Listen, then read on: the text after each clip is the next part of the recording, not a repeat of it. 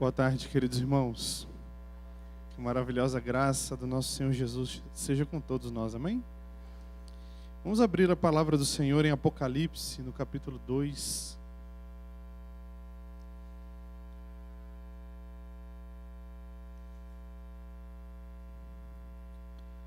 Fácil de encontrar, último livro da Escritura. Apocalipse, capítulo 2. Gostaria de ministrar nessa tarde sobre o tema Quando Perdemos o Essencial.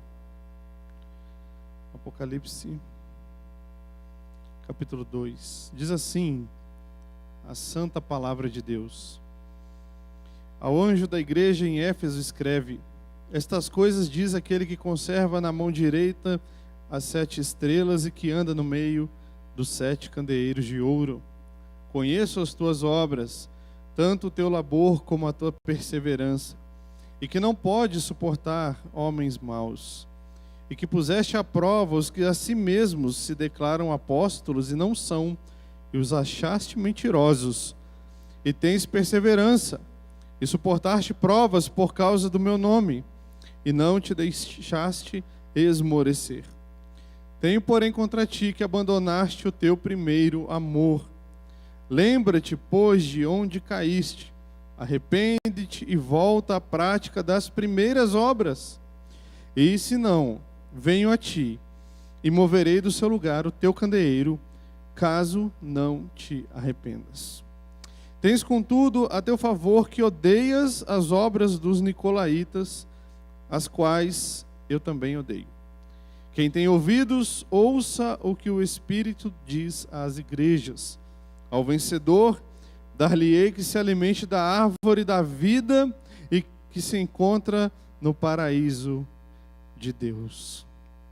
Senhor, bendito é o teu nome e bendito é o nome da sua glória. Meu Deus, essa palavra santa e poderosa nos faz estremecer diante da grandiosidade dessa revelação. Nos ajuda, Senhor, nesse tempo.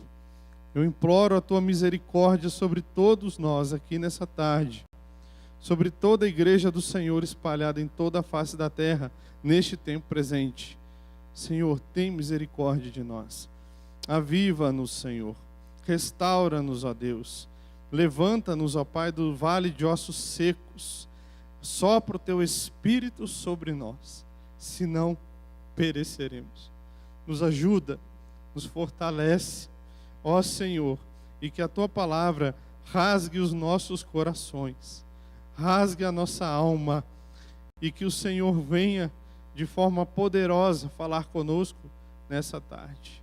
Nos ajuda para o louvor da sua própria glória, para o louvor e a glória do teu reino estabelecido na terra por meio da tua amada igreja.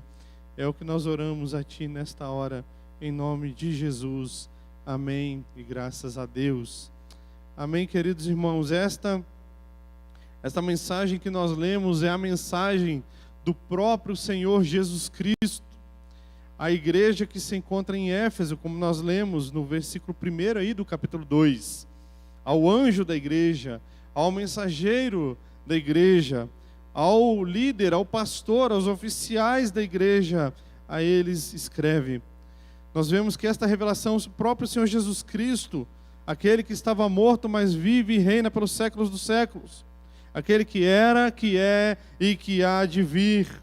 Ele mesmo revelou esta palavra a João, o apóstolo, quando ele estava preso na ilha de Pátimos por causa do testemunho da palavra de Deus.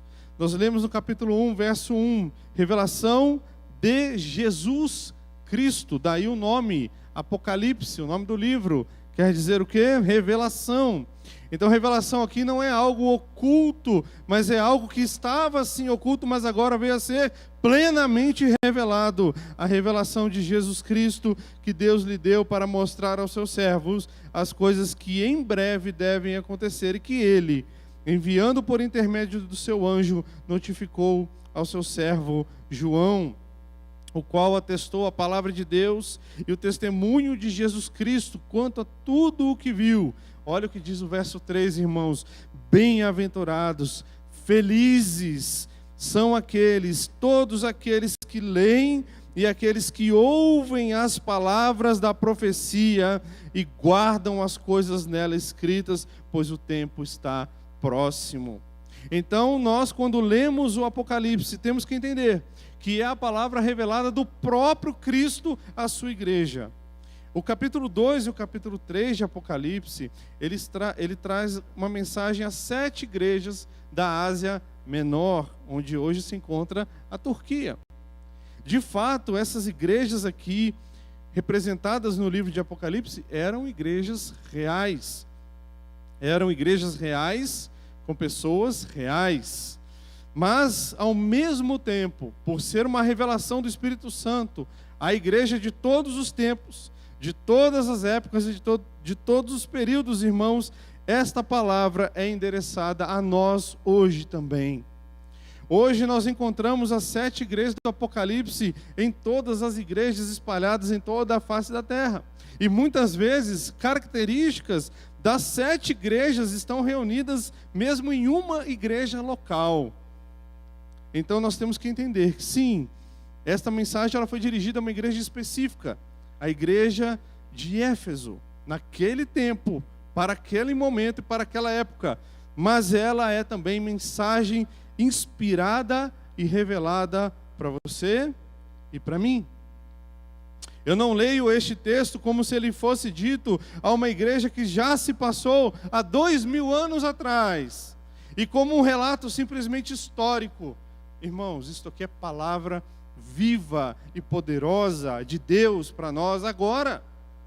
Então, quando Cristo fala a Éfeso, a gloriosa igreja de Éfeso, Cristo fala a você, Cristo fala a mim, porque isso aqui é palavra de Deus, é revelação do Espírito Santo. E quem era, irmãos, a igreja de Éfeso? O próprio Senhor Jesus nos dá características incríveis sobre essa igreja. Mas antes de lermos novamente os versículos aqui, onde o Senhor Jesus traz elogios à igreja, nós vamos lá para Atos dos Apóstolos, voltando um pouquinho à Escritura, em Atos, no capítulo 19, e nós vamos ler apenas alguns versículos para os irmãos verem a grandiosidade daquilo que Deus estava fazendo na igreja de Éfeso. Paulo está ali, e a partir do verso 18, vamos ler a partir do 17, do capítulo 19 de Atos, que diz assim: chegou este fato ao conhecimento de todos, assim judeus como gregos, habitantes de Éfeso, veio temor sobre todos eles, e o nome do Senhor Jesus era o quê? Engrandecido. Não é? Muitos dos que creram vieram confessando e denunciando publicamente as suas próprias obras. Vejam, irmãos, a mensagem estava sendo pregada em Éfeso por meio de Paulo, começou a comover os corações, a agir naquelas pessoas e trouxe um grande avivamento. Aquelas pessoas começaram a confessar publicamente os seus pecados diante de todos. Verso 19 diz assim: também muitos dos que haviam praticado artes mágicas, ou seja, feitiçaria, muitos deles, verso 19, reunindo os seus livros, os queimaram diante de todos. Eles fizeram uma grande fogueira santa de livros heréticos, de artes ocultas. Irmãos, tinha tanto livro ali, foram queimadas tantas obras de feitiçaria, que o texto diz, calculados os seus preços, achou-se que se montavam a 50.000 denários, ou seja, a 50.000 dias de trabalho. Uma fortuna em livros. Ou seja, a pregação do Evangelho, a pregação de Jesus Cristo ali na cidade de Éfeso trouxe um grande avivamento, um grande número de conversões. A cidade de Éfeso era considerada uma metrópole na época. Na época que essa cidade deveria ter, em média, 600.000 habitantes, o que para a época era um grande número. Na cidade de Éfeso nós temos aquilo que se conhece como uma das 7 maravilhas do mundo antigo, o grande templo de Diana dos Efésios, ou Ártemis. Ou seja, uma cidade idólatra, entregue à feitiçaria, entregue à idolatria, entregue à promiscuidade. Essa cidade, ela ouve o evangelho e muitos se convertem ali. Então o que acontece, irmãos? É plantada a igreja em Éfeso. Essa mesma igreja, onde nós vemos aqui no capítulo 20, quando Paulo vai se despedir dos presbíteros, ou seja, da liderança da igreja já constituída, ele vai dizer assim, olha, no verso 28 do capítulo 20, atendei por vós e por todo o rebanho sobre o qual o Espírito Santo vos constituiu episcopos, bispos, para pastoreardes a igreja de Deus, a qual ele comprou com o seu próprio sangue. Olha que interessante, Deus comprou a sua igreja com o seu próprio sangue, falando do Senhor Jesus. Eu sei que depois da minha partida, olha só, Paulo já estava avisando, preste atenção porque isso tem relação com o texto de Apocalipse 2. Eu sei que depois da minha partida, Paulo está se despedindo, entre vós penetrarão lobos vorazes, que não pouparão o rebanho, falsos mestres, falsos profetas, falsos apóstolos. Verso 30, e que dentre vós mesmos se levantarão homens falando coisas pervertidas para arrastar os discípulos atrás deles. Ou seja, essa apostasia não viria apenas de fora para dentro da igreja. Dentro da igreja de Éfeso, onde estava ocorrendo aquele grande avivamento, homens se levantariam para tentar arrastar pessoas por meio de suas heresias. E isso, irmãos, acontece até hoje. O ataque à igreja do Senhor, ela vem de fora para dentro, mas ela também vem de dentro da igreja. Homens que se levantam para disseminar mentira, engano, briga, confusão, dissensão dentro do corpo. Então isso não é uma coisa que acontece somente hoje, não é algo que é um fruto da nossa época, isso sempre aconteceu. E Paulo diz, olha, portanto, vigiem, vigiai, lembrando-vos de que por 3 anos, noite e dia, não cessei de admoestar com lágrimas a cada um.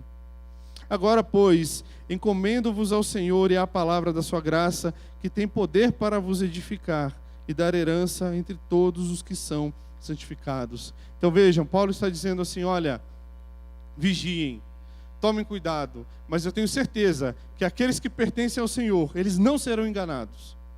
Vigiem, tomem cuidado, mas eu tenho certeza que aqueles a quem pertence a palavra de Deus, eles não se deixarão enganar, eles não darão ouvidos aos lobos.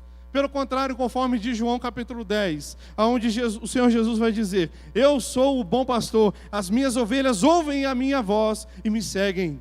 As ovelhas do Senhor Jesus, aqueles que são os eleitos de Deus, eles ouvem a voz do bom pastor e o seguem. Eles não vão atrás de lobos, eles não vão atrás de novidades, eles não vão atrás de coisas que vão contra as Escrituras. Pelo contrário, eles ouvem a voz do seu bom pastor. Mas vejam que os problemas não deixarão de ocorrer. As dificuldades ocorrerão.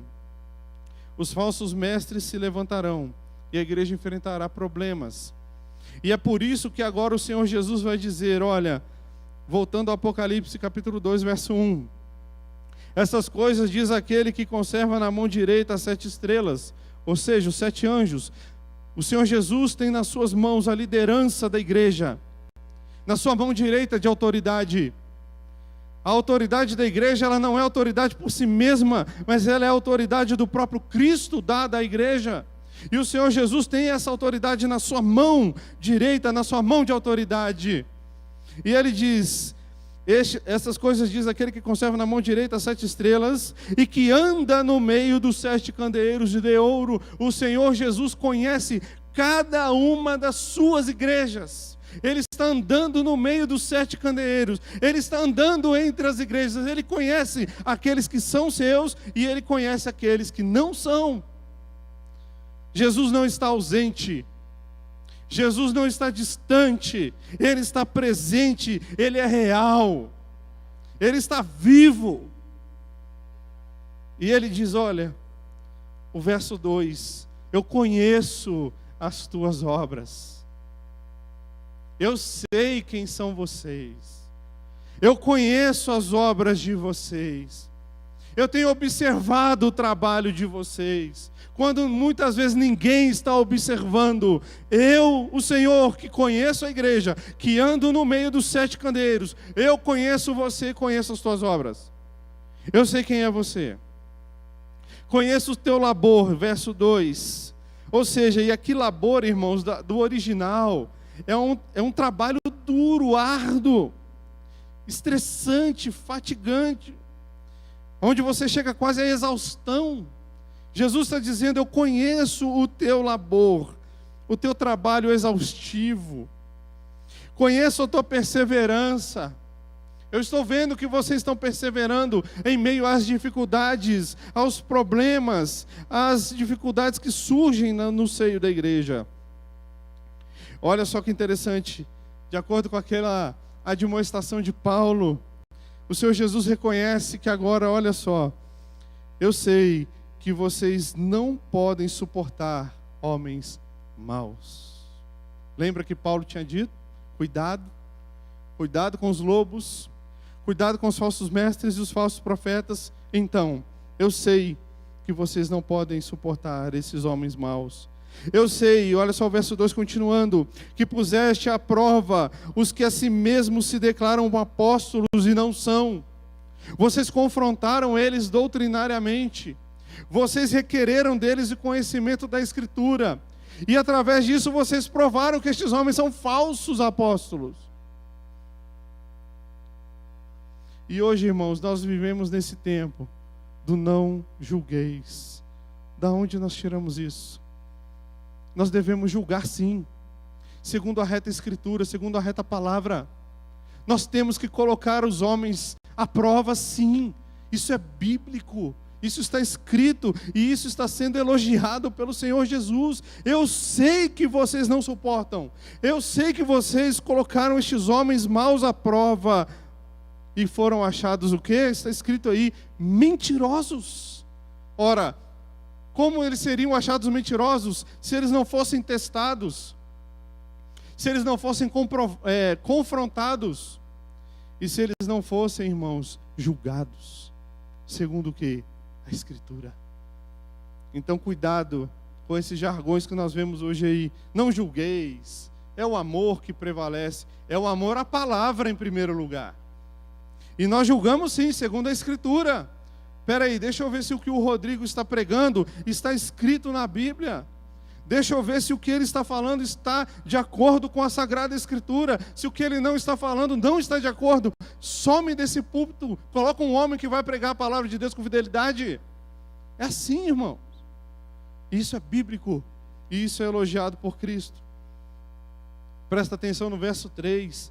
Tens perseverança, suportaste provas por causa do meu nome, ou seja, tempos difíceis.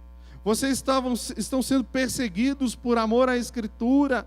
Esses próprios falsos mestres que estão entrando na igreja, tentando disseminar a discórdia, a heresia, vocês têm perseverado, têm suportado, inclusive, dificuldades por causa destes homens.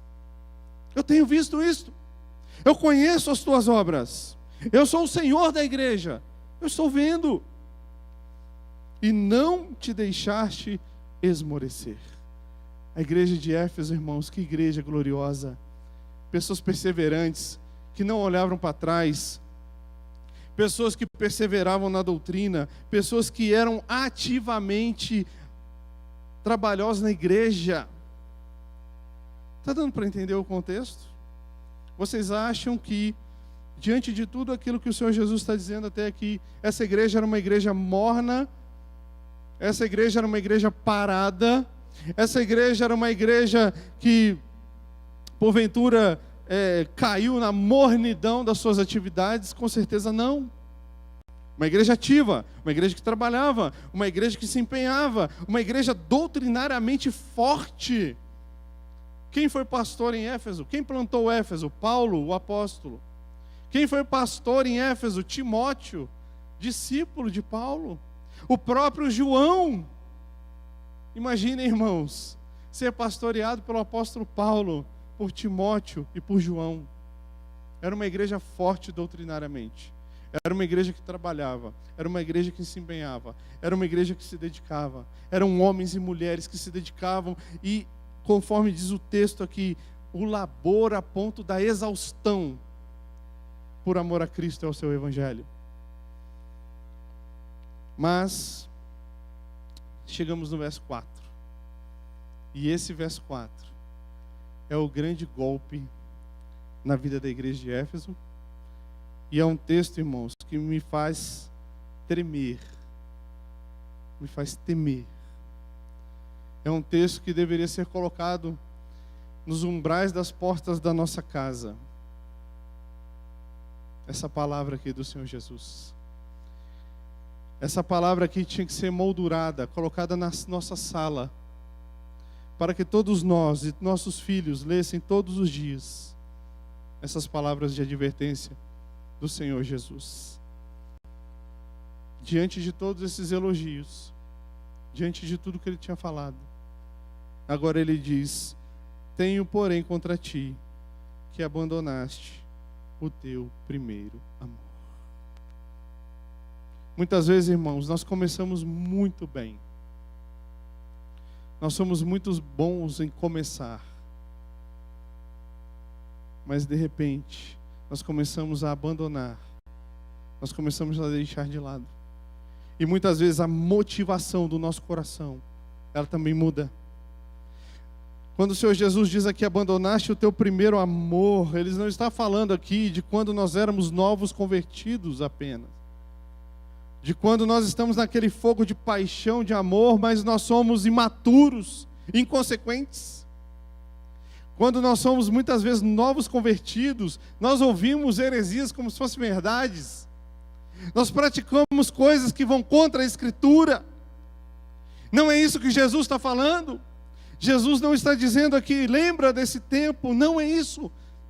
Jesus está falando da motivação do coração, irmãos. E é isso que nós precisamos lembrar todos os dias, o porquê que eu sou membro da primeira igreja presbiteriana de Juiz de Fora. O porquê é que eu frequento os cultos na primeira igreja presbiteriana de Juiz de Fora. O porquê que eu faço parte do ministério X dessa igreja. Qual é a motivação do meu coração? É o amor a Cristo? É a glória de Deus? É isso? Não, então eu abandonei o primeiro amor. É isso que o Senhor Jesus está falando. O Senhor Jesus está dizendo: olha, vocês trabalham muito, vocês são muito bons doutrinariamente, vocês são ativos, mas a motivação de vocês foi perdida durante o tempo. Vocês queimaram os seus livros na praça pública, vocês se converteram e vieram com todo o amor à igreja, mas e agora? Por que vocês estão aqui? E a pergunta, por que nós estamos aqui? Não responda rapidamente. Para e pensa. O que nos traz aqui, irmãos? Infelizmente, no geral, a maioria das pessoas que frequentam igrejas com princípios egoístas. Pessoas que querem prosperidade, querem riqueza, querem dinheiro, querem saúde, querem tudo, mas não querem Cristo. É interessante que, lendo a Escritura, vou deixar marcado aqui Apocalipse 2, no texto de Jeremias, no capítulo 2, Jeremias diz assim: olha, a mim veio a palavra do Senhor dizendo: vai e clama aos ouvidos de Jerusalém. Assim diz o Senhor, assim diz Deus, lembro-me de ti, prestem atenção nisso aqui, lembro-me de ti, da tua afeição, quando eras jovem, e do teu amor, quando noiva, e de como me seguias no deserto, numa terra em que não se semeia. Qual é a motivação de uma jovem, bela, pura, que segue o seu noivo num deserto, terra que não se semeia, irmãos? É o noivo. Alguém aqui quer casar e ir para o deserto? Eu creio que não. Mas o que o Senhor Deus está dizendo? Vocês andavam comigo, vocês oravam, vocês vinham aos cultos, vocês frequentavam a escola dominical. Sabe por quê? Porque vocês me amavam. A motivação de vocês era ouvir a minha voz, através da minha palavra. Passou o tempo, o que aconteceu? Outras motivações têm trago vocês aqui. E o Senhor Jesus disse: tenho, porém, contra ti, que abandonaste o primeiro amor. Nós poderíamos dizer assim: que isso, Senhor? Não seja tão radical. Olhe as obras, olha o quanto temos sofrido, olha o quanto temos perseverado, olha o quanto temos sido afligidos, olha o quanto temos estudado. Que isso, Senhor? Só esse detalhezinho? Não, vamos fazer o seguinte, vamos arrumar as coisas, vamos ajeitar as coisas. O Senhor Jesus diz: não, porque vocês perderam o essencial. Vocês perderam o primeiro amor. Vocês perderam a motivação. Vocês pararam de andar comigo no deserto por amor à minha presença, por amor a mim. Olha o que o Senhor Jesus diz no verso 5. Primeira recomendação: lembra-te, pois, de onde caíste. Se nós, irmãos, somos motivados a estarmos na igreja por qualquer outro motivo, primeiro que não seja o Senhor Jesus e a sua pessoa, nós caímos. E a recomendação do próprio Cristo é: para tudo o que vocês estão fazendo. A obra de vocês é maravilhosa, o labor de vocês é glorioso, a perseverança de vocês é linda, a doutrina que vocês têm pregado, olha que coisa grandiosa e gloriosa. Mas para tudo o que vocês estão fazendo agora, lembra quando vocês deixaram de fazer isso, porque vocês me amavam e só queriam saber de me amar e de buscar a minha presença. Lembra quando isso aconteceu? Porque foi ali que vocês caíram. Lembra-te. Lembrando, se arrependam. Não justifiquem o pecado. Lembrem-se e arrependam-se. Vejam que o Senhor Jesus, irmãos, Ele está andando no meio dos 7 candeeiros, no meio de suas igrejas, não como aquele policial de uma blitz, não é? Quem já foi parado em blitz aqui sabe como é que é. Policial, obviamente, exercendo o seu trabalho. O que ele vai fazer no seu carro? Ele vai procurar defeito. Ele vai procurar falhas na documentação, nos pneus, nos faróis, enfim, seja lá o que estiver acontecendo de errado. Não é essa a visão do Senhor Jesus. O Senhor Jesus não é aquele policial que está trabalhando para encontrar defeito, mas o Senhor Jesus é aquele jardineiro que está andando no meio do seu jardim, contemplando as suas flores e a sua obra. Mas ali no meio das flores tem alguma coisa errada ali. Ele começa a cavucar, começa a cortar daqui e dali e acha um defeito. Então a intenção de Jesus não é cortar a árvore ou a planta ou a flor e jogar fora. A intenção do Senhor Jesus é que aquela planta, ela se restabeleça, ela volte a florescer, a ficar bonita. É por isso que Ele está dizendo: lembra-te, se arrependa, trate isso. Para tudo o que você está fazendo, para de pregar, para de ensinar, para de evangelizar, para e vai se lembrar. Se arrependa e olha, terceiro verbo, lembra, arrependa e volta àquelas práticas. Lembra quando você fazia por amor? Lembra? Quando você vinha para a igreja e era tudo. E você nem olhava para a roupa que as pessoas estavam usando. Você não estava nem aí se o som estava chiando muito, se estava alto ou baixo. Você vinha na igreja para ouvir a voz de Deus. Agora a gente chega na igreja, primeira coisa, repara uns nos outros, repara no som, repara no chão, repara na parede e repara em tudo. Por quê, irmãos?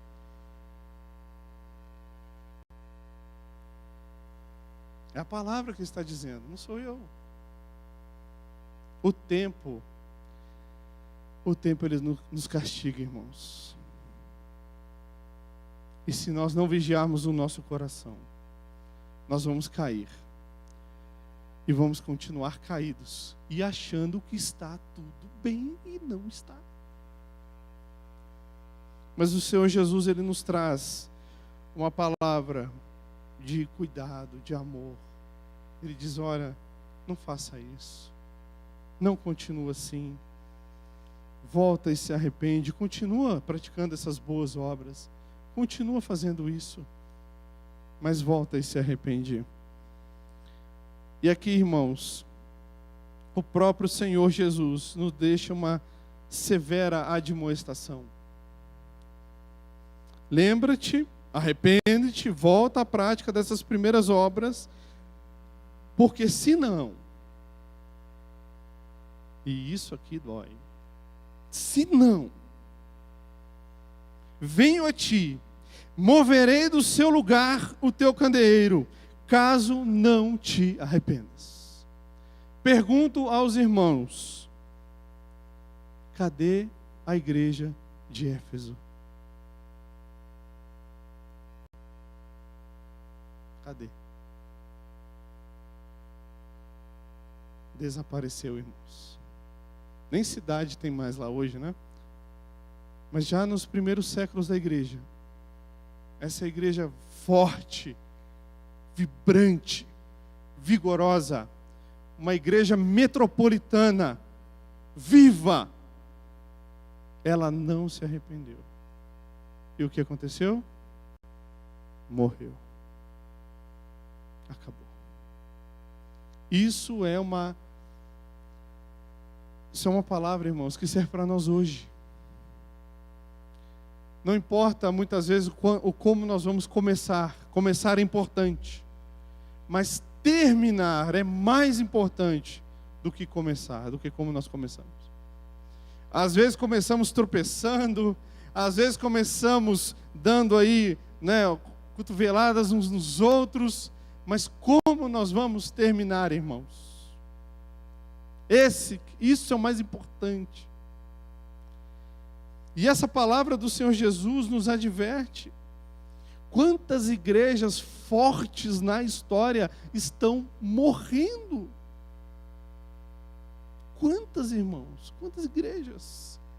É óbvio que a igreja do Senhor Jesus, como a reunião dos eleitos em toda a face da terra, em toda a história, em todo o globo, ela nunca vai morrer. Porque Cristo é o cabeça da igreja. Mas quantas igrejas? Por exemplo, vai lá na Europa hoje. Vai lá, visita as grandes catedrais. Sabe o que elas estão virando? Museus. Lembranças do que Deus fez no passado. Por quê? Pode acontecer isso? Com certeza. Tinham boa doutrina? Tinham. Ensinavam? Sim. Pregavam? Sim. Mas nós temos que tomar muito cuidado para que não percamos a motivação correta, que é Cristo, a sua glória e a glória do seu reino. É isso que é mais importante, irmãos. É óbvio que nós temos necessidades pessoais, é óbvio que nós temos nossos problemas pessoais, sim, e devemos orar, sim. É lógico, isso é natural. Leia os Salmos. Vocês vão ver Davi orando por diversas vezes, em diversas situações bem difíceis. Então sim, nós oramos, sim, nós pedimos. Mas a real motivação de nós estarmos na presença de Deus, irmãos, deve ser Deus. Isso não é opcional. Não é opcional. E também não é algo que Deus vai deixar de lado, como se dizendo assim, tudo bem, né? Ele já conseguiu chegar aqui, já é um grande feito. Não. Nós devemos adorar da maneira correta, mas com a motivação correta. E foi isso, exatamente isso, que o Senhor Jesus um dia, falando com uma mulher, debaixo de um sol quente, no poço, do lado de um poço de água, falando com aquela mulher samaritana. O Pai busca aqueles que o adoram em espírito, ou seja, com a motivação correta e em verdade, de acordo com aquilo que está ordenado. Então, uma coisa não é dissociada da outra. A verdade tem que estar presente obrigatoriamente, mas também o espírito. Não tem como dividir o espírito da palavra, a palavra do espírito. Não tem como dividir a verdade do espírito. É impossível.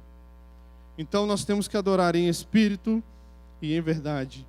E aqui algo interessante para comentarmos a respeito disso, para terminarmos. Quando o Senhor Jesus disse àquela mulher samaritana, o Pai busca os adoradores que o adoram em espírito e em verdade, não está dizendo o Pai busca no sentido de que ele está procurando e não está encontrando, e de repente ele acha um ali no meio de um... Não, não é isso. O Senhor Jesus está dizendo que o Pai busca intencionalmente, ele vai atrás, ele pega e ele traz para a sua presença. São escolhidos a dedo, são selecionados e Deus busca, pega e traz para si. Isso é o verdadeiro adorador, porque de fato essa igreja aqui, infelizmente, não se arrependeu, não se voltou, mas a igreja de Cristo continua na história, avançando, crescendo, pregando e evangelizando. Mas irmãos, não deixemos passar por nós essa grande oportunidade de amarmos a Deus de todo o coração, de toda a nossa alma, de toda a nossa força, de todo o nosso entendimento, com todas as nossas forças, glorificarmos a Deus e ainda participarmos dessa grande obra. E ele termina dizendo, quem tem ouvidos, ouça o que o Espírito diz às igrejas. Temos que ter ouvidos, irmãos, para ouvir a voz do pastor. E se Jesus está nos chamando, lembra-te, arrepende-te e volta. Façamos isso. Façamos isso, e eu tenho certeza que grandes bênçãos do Senhor virão sobre nós, sobre as nossas igrejas, sobre as nossas famílias. Amém? Senhor, obrigado pela sua palavra. Nós sabemos que ela é poderosa, mas ao mesmo tempo ela nos faz temer e tremer, Senhor. Que o Senhor nos ajude nesse tempo que vivemos. Reaviva-nos, ó Pai. Restaura-nos, ó Deus. Mais uma vez oramos. E que nós possamos nos lembrar, se porventura perdemos a motivação correta, Senhor. Nos faça lembrar de onde caímos. Nos conduza ao arrependimento, Senhor. Como diz Davi no Salmo 51. O Senhor é quem convence o homem do pecado, da justiça e do juízo. Nos faça lembrar, nos faça nos arrependermos, Senhor, dos nossos pecados. Ó Deus, e que possamos voltar à prática das primeiras obras, do primeiro amor. Nos ajuda nesse tempo, Senhor. Nós oramos crendo que essa palavra é real, é verdadeira e é para nós hoje também. Em nome do teu amado e glorioso Filho Jesus. Amém. Graças a Deus. Amém.